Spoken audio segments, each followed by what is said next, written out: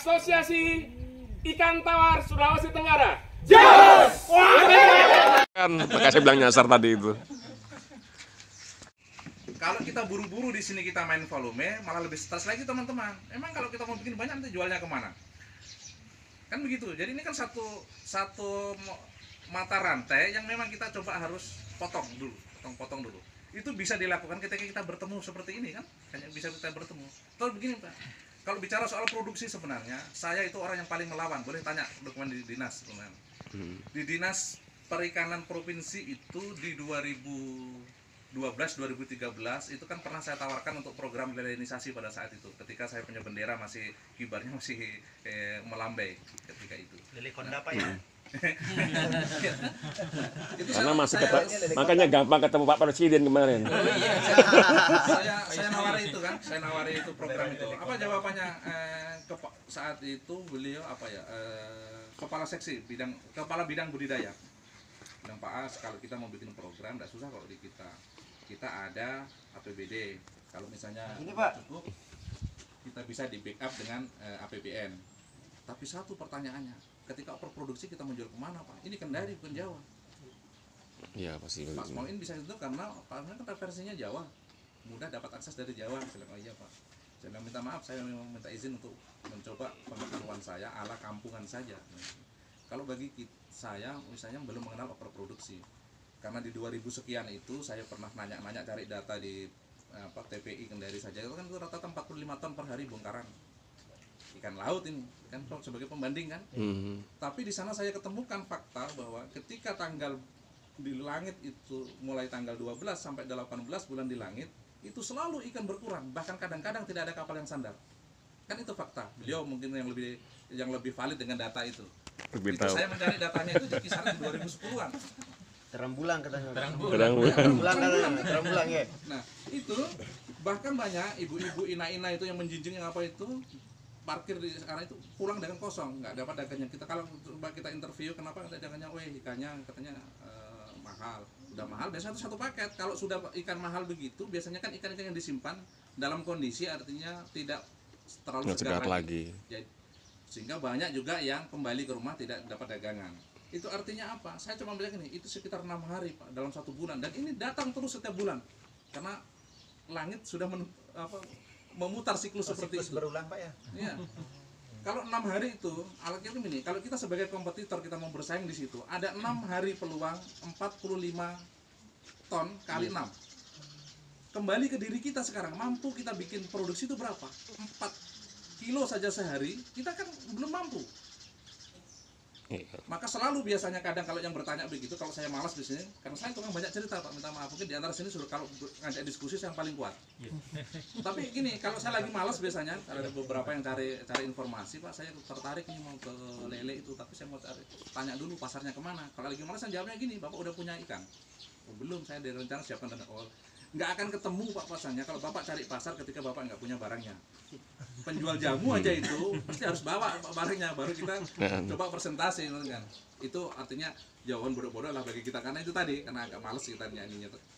Tapi intinya begini Pak, saya jamin bahwa produk kita itu apapun ikannya yang kita akan hasilnya itu adalah makanan hari-hari, makanan pokok, ya kan?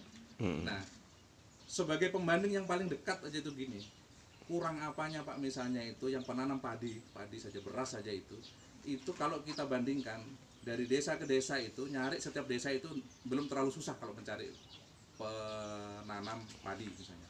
Tapi coba bandingkan dengan yang kita lakukan. Kalau pencari pemelihara ikan itu di satu desa bisa jadi tidak ada sama sekali. Karena nggak umum. Masih langka.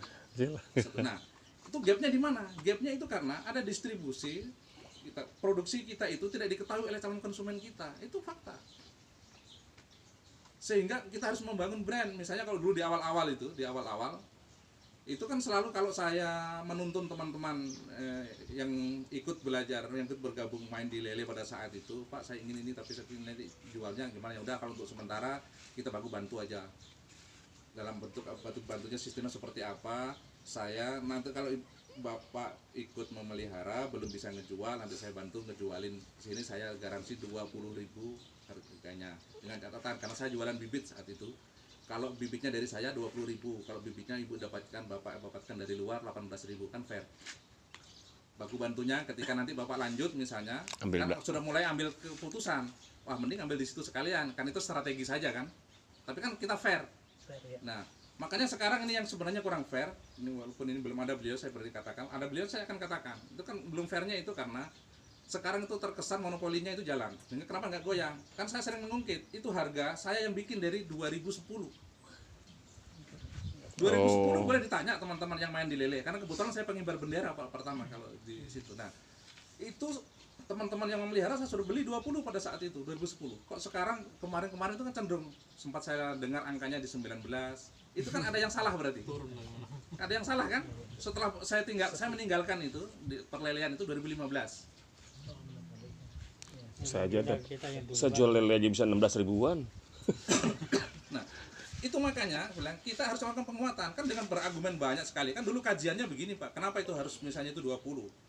Di zaman itu saya sudah dikomplain oleh beberapa teman petani kita. Saya yang dari Ladoni itu komplain, Pak As, tidak kebanyakan nggak Pak As itu ambilnya 5.000.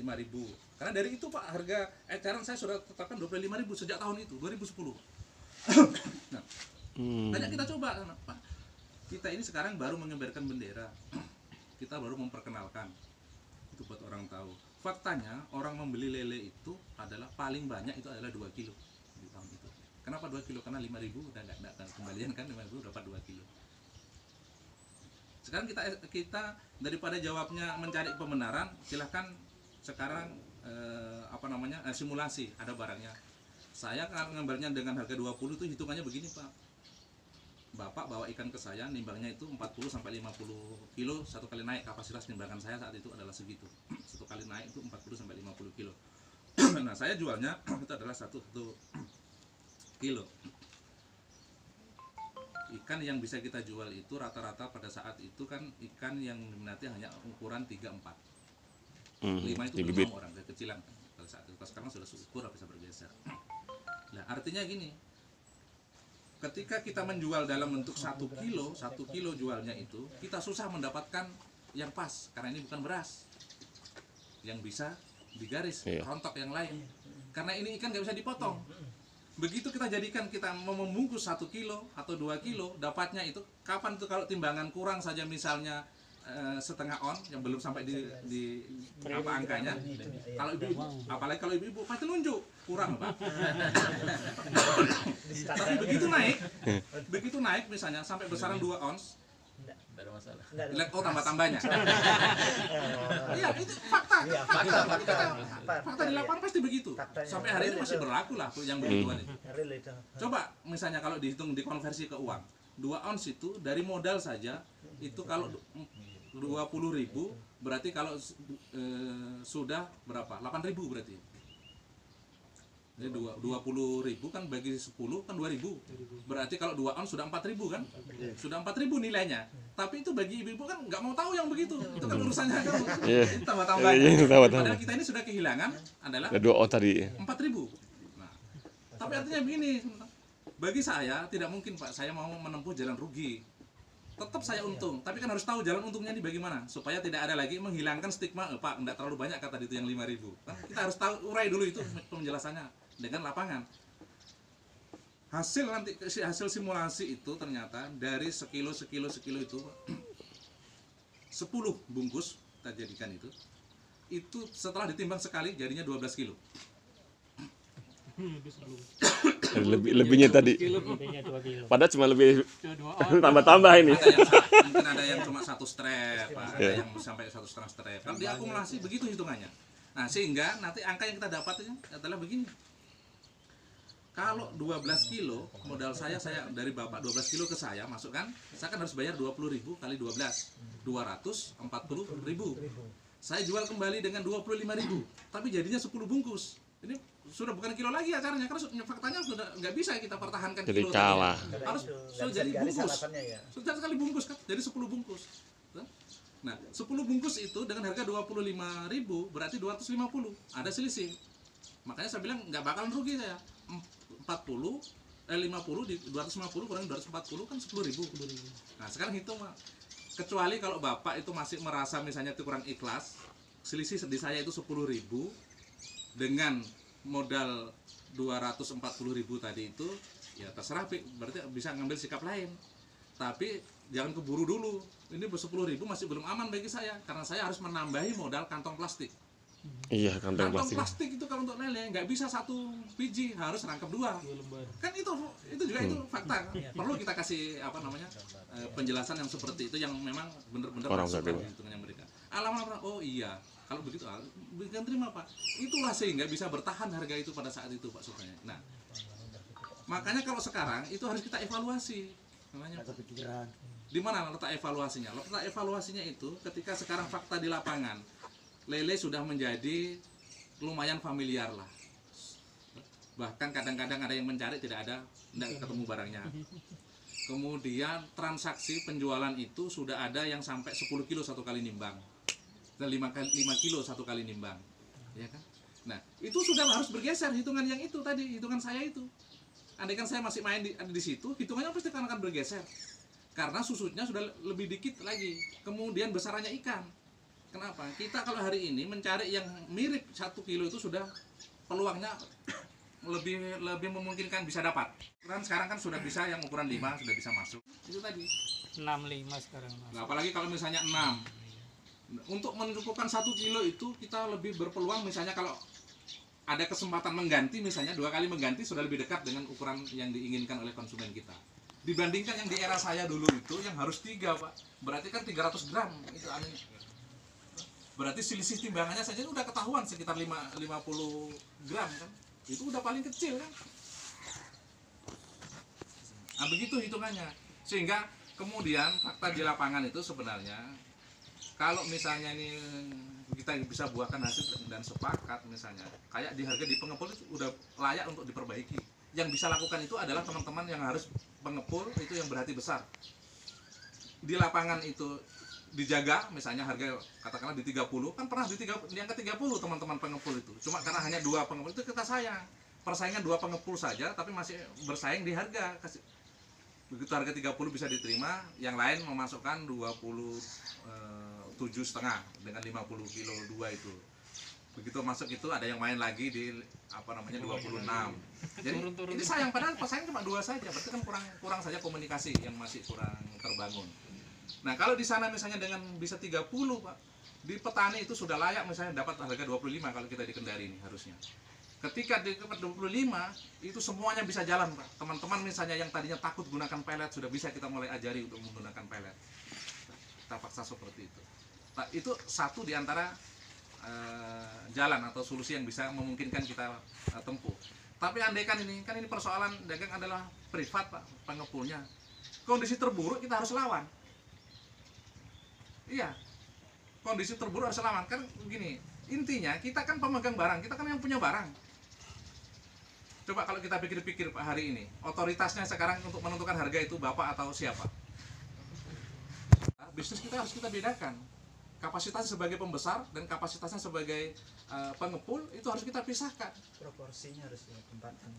Nah ini, itu bisa kita lakukan. Nah, misalnya katakan begini, sekarang yang ngumpul hari ini misalnya kita di sini kan sudah cukup mewakili lah suara sertifikan walaupun tidak seluruhnya. Kita sudah bisa mewarnai di pasar. Kondisi terburuk kalau dengan cara melawannya apa? Kalau kita nggak produksi kan mau dapat barang dari mana? Silakan datangkan misalnya dari luar misalnya. Kan tapi dengan tambahan kos. Ada strategi yang kita siapkan kalau untuk melakukan perlawanan. Itu kondisi terburuk kalau kita memang harus berperang kan. Karena masing-masing ini orang bicara hidup kan. Ini sumbernya ada yang sumber kayak saya misalnya, yang modalnya dari utang. Ini nggak bisa ditawar. Ini kan pergeseran yang sehari ini kita merasa agak gembira itu karena kita bisa punya momen untuk berkumpul. Kita bisa bersilaturahmi nantinya. Tapi yang lalu-lalu kan susah kita punya begini. Karena apa? Nanti kalau kita sudah kalau sudah bisa saling tahu begini, tahu di mana posisi, mana nomor kontak dan seterusnya, kita masih bisa menjalin komunikasi dengan intens. Ya, itu kita harus bisa mengambil warna di pasar. Sekali-kali juga kita ambil keputusan. Kalau bukan hanya buruh saja yang bisa mogok. Oh ikan kita ikan hidup, kita kan aman Pak. Ikan kita hidup Pak, kita tahan nggak apa-apa kita.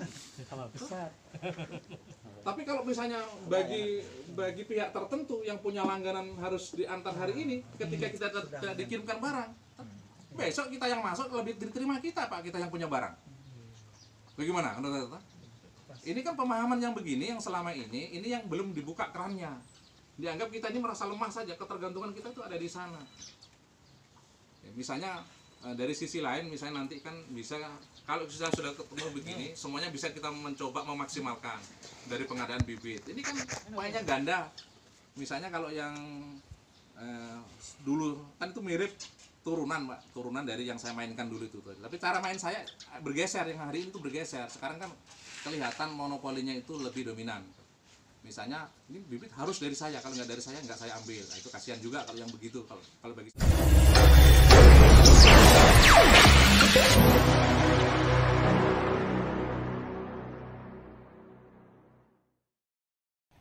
Asosiasi Ikan Tawar Sulawesi Tenggara.